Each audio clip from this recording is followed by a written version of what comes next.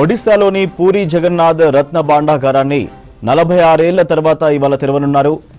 Justice Biswanath Rath committee నిర్ణయం మేరకు భాండాగారంలోని సంపదను లెక్కించనున్నారు. కౌంటింగ్లో ఎంతమంది పాల్గొంటారు, ఎన్ని రోజులు పడుతుంది అన్న వివరాలు ఇంకా తెలియజేయలేదు అధికారులు.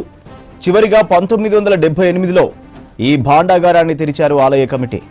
దీనికి రక్షణగా పాము ఉందని జరుగుతున్న ప్రచారంలో నిజం లేదని బలభద్రుని ప్రధాన సేవకుడు హల్దర్ మోహపాత్ర తెలిపారు.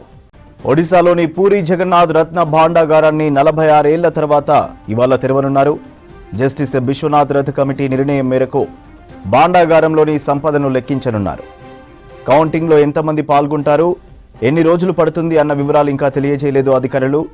చివరిగా 1978లో ఈ భాండాగారాన్ని తెరిచారు ఆలయ కమిటీ.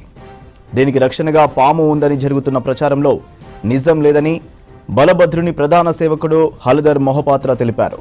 ఒడిశాలోని పూరి జగన్నాథ్ రత్న భాండాగారాన్ని 46 ఏళ్ల తర్వాత ఇవాళ తెరవనున్నారు. జస్టిస్ బిశ్వనాథ్ రథ్ కమిటీ నిర్ణయం మేరకు భాండాగారంలోని సంపదను లెక్కించనున్నారు. కౌంటింగ్లో ఎంతమంది పాల్గొంటారు, ఎన్ని రోజులు పడుతుంది అన్న వివరాలు ఇంకా తెలియజేయలేదు అధికారులు. చివరిగా 1978లో ఈ భాండాగారాన్ని తెరిచారు ఆలయ కమిటీ.